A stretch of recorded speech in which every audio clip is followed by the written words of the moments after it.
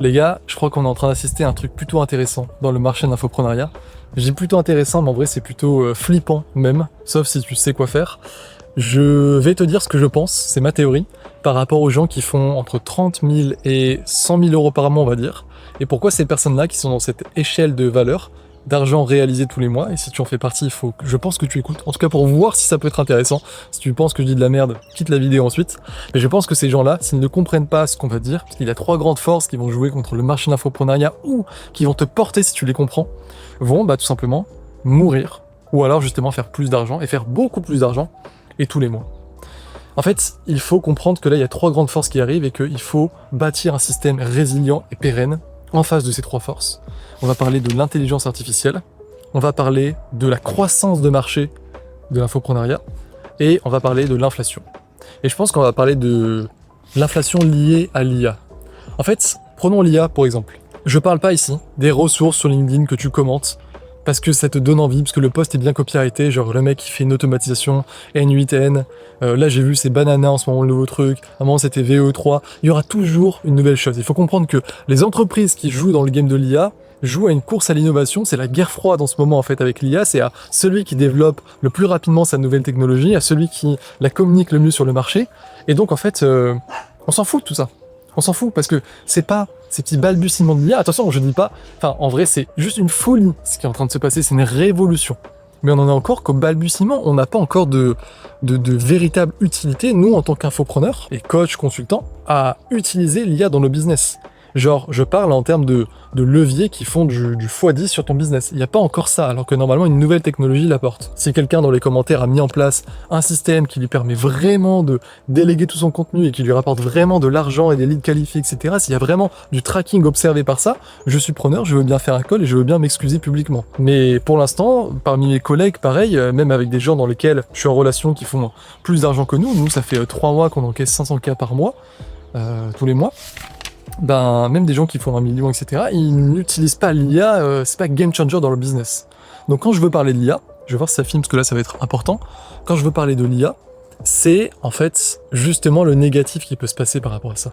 Parce que en attendant que l'IA soit une superbe force à utiliser dans nos business, on parle pour nous, là on est égoïste, on veut voir comment nous, les infopreneurs, on peut faire plus d'argent, il faut voir avant tout comment on peut pas être ruiné par cette nouvelle technologie. Parce que en vérité, ce que ça fait l'IA dans le cerveau de nos prospects, des consommateurs du marché de l'infoproduit, c'est que l'information devient une commodité. C'est que tu as ChatGPT qui est dans ton téléphone, qui est tout gentil, qui te répondra toujours de manière très polie, instantanée, qui te coûte pas d'argent, et en plus qui te demande à chaque fois « Est-ce que tu veux que je résume ça en PDF ?» Le mec, c'est le parfait assistant, il peut tout te sortir, et du coup, ton prospect l'adore. Alors pourquoi, demande-toi ça maintenant, ton prospect irait payer 2 000, 3 000, 4 000, 5 000 euros pour des informations que tu vas lui donner, mais pas instantanément, beaucoup plus cher, et peut-être en étant moins poli et moins réactif. Sincèrement, je te demande pourquoi. Pourquoi ton prospect irait encore payer ta formation, ton programme, ton écosystème, ton académie, ton école, appelle-le comme tu veux, mais pourquoi ton business survivrait face à ChatGPT? C'est une vraie question, c'est important de la poser. Je pense que tu as déjà des réponses en tête quand tu dis nous on a ça, on a ça, on a ça, c'est très bien. Si tu les as, il faut intensifier ça. Mais je pense qu'il y a des personnes qui se sont pas posées ces questions alors qu'elles font justement entre 30 000 et 80 000 par mois. Et c'est beaucoup d'argent. En fait, c'est beaucoup d'argent, mais qui peut arrêter d'être beaucoup d'argent à l'ère de ChatGPT où l'information est une commodité. En fait, quand on était au séminaire d'Iman Gadzhi, Iman, il disait que ce qui allait être de plus en plus important dans l'avenir, c'était pas l'information, mais la transformation. Et moi, je rajouterais que c'est la transformation, c'est-à-dire, je pense que là, le marché infopreneur l'a bien compris, je pense que tu vois, il y a des personnes qui commencent à mourir à petit feu, et justement d'autres personnes qui grossissent de plus en plus, je pense que j'en fais partie. Eh bien, c'est parce que on comprend que l'information, ce n'est pas assez, qu'il faut une réelle transformation, que les gens ont envie d'être pris par la main, qu'il faut de l'accompagnement, du coaching, set up un écosystème, etc. Mais je pense aussi que l'information doit devenir une transformation, mais l'information va être de plus en plus valorisée selon qui va la donner. Typiquement, on parlait d'Iman Gadzhi, les gens vont plus valoriser le discours d'Iman que quelqu'un d'autre parce que c'est Iman. Et tu vois, quand on dit Iman, parce que c'est Iman, ça englobe plein de choses. Et donc, c'est cette fameuse personal brand. Mais j'aimerais justement revenir sur ce terme qui est pour moi galvaudé de personal brand, parce que tout le monde en parle, et justement, quand tout le monde en parle, généralement, c'est pas bon signe. Quand tout le monde parle de quelque chose, généralement, tu dois faire l'inverse, ou du moins, un petit peu sortir des sentiers battus. Moi, je suis vraiment pas fan de la personal brand. Et pourtant, je pense avoir quelque chose de très puissant dans le marché, mais qui n'est pas une personal brand, qui est l'évolution de ça. On va dire que la personal brand, c'est ta salamèche, ok, tu fais de l'argent, tu passes en mode personal brand et reptincelle, et tu passes en mode cartographie marketing, décidément je bégayais, et là tu deviens Dracofeu. En fait, et je pense que c'est pour ça qu'on a autant de résultats, je pense que c'est pour ça qu'on a encaissé 500 000 € par mois depuis 3 mois, je pense que c'est pour ça que là en août, donc je fais cette vidéo le 30 ou le 31 août, je sais même pas, dans le 31, parce que du coup c'est la fin du mois, on vient de faire notre meilleur mois en août, alors que c'est censé être le pire mois dans l'industrie, etc. Je pense que on fait ces chiffres-là, et on est pérenne, et on a encore largement de la croissance devant nous, et qu'on est difficilement indétrônable par la concurrence, parce que on comprend ça, et notamment ce concept de cartographie marketing. En fait, ce qui se passe, c'est que si tu regardes les faiblesses de ton marché, plutôt si tu regardes la mouvance de ton marché, qui correspond parfois à des faiblesses de tes concurrents, et que toi tu sais jouer sur tes forces et les intensifier en fonction des faiblesses de tes concurrents et de ce que veut le marché, en fait tu vas être perçu comme quelqu'un d'unique. Les gens vont dire du coup ouais, c'est sa personal brand, mais c'est pas ça, c'est une cartographie marketing poussée. Et du coup ça rejoint ce qu'on a dit avec une force de l'IA là qui arrive et qui peut tout détruire sur notre marché, mais toi tu es à l'abri de ça parce qu'en fait, eh bien, tu as compris, déjà tu agis en tant que vrai entrepreneur, là il n'y a plus la place. C'est plus le bac à sable, les infopreneurs, c'est plus l'ère des pirates. C'est fini de juste vendre des PDF très chers. Maintenant, c'est un putain d'écosystème. Même on pourra parler du terme écosystème, c'est encore plus qu'un programme, mais c'est au moins un programme avec de l'accompagnement, etc.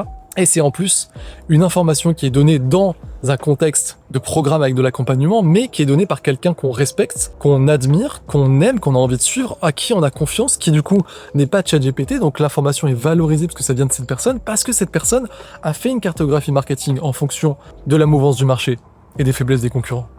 Et ça, en fait, je pense que c'est vraiment important de le prendre en compte, notamment à notre ère avec l'IA et également avec l'inflation. Parce que là, tu n'as pas pu y échapper.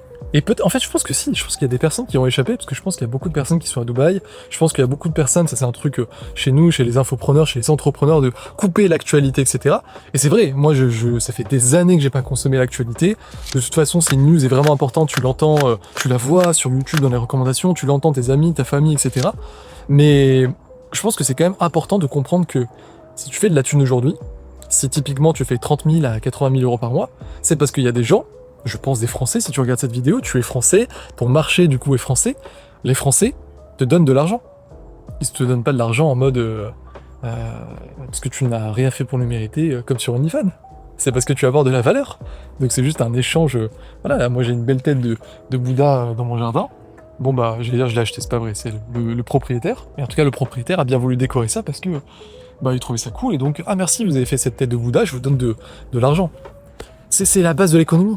Mais rappelons-nous-en. Sauf que, quand il y a un contexte, alors c'est pas de récession, j'allais sortir les grands mots d'économistes, mais on s'en fout, fermons nos cahiers des CES, le but c'est juste de comprendre ce qui se passe dans notre marché d'infopreneurs avec de l'inflation, avec un contexte économique difficile. Parce que moi, si je fais cette vidéo là, en vérité, là je vais rejoindre mes potes, et on va aller manger une pizza. Si je fais cette vidéo juste avant, c'est parce que ça me trotte dans la tête depuis des mois en réalité cette théorie, que je l'ai mise à plat, que j'ai établi une stratégie de guerre pour ça, pour continuer à faire cet argent, c'est pour ça qu'on est en croissance, et que en plus, je pense qu'on va faire 1 million par mois encaissé avant la fin de l'année. Et j'ai envie de te le partager parce que du coup, j'y vois aussi mon intérêt.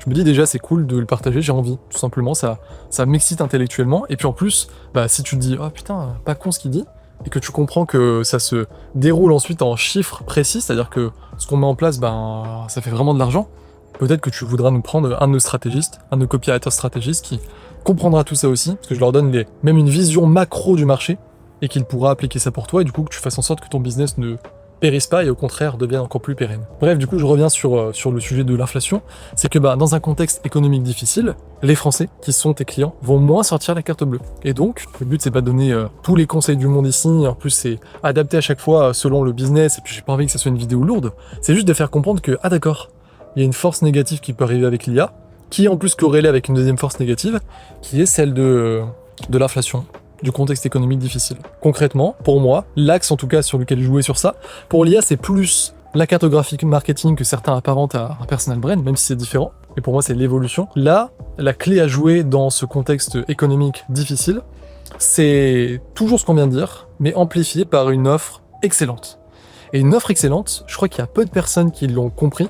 Et moi, je commence à peine. Enfin, en tout cas, ce que je te donne, je suis content de le comprendre, je suis fier. Et c'est parce que j'investis de l'argent littéralement en recherche et développement, en payant des masterminds, des gens plus chauds que moi, en payant des sessions privées, etc., en brainstormant tous les jours.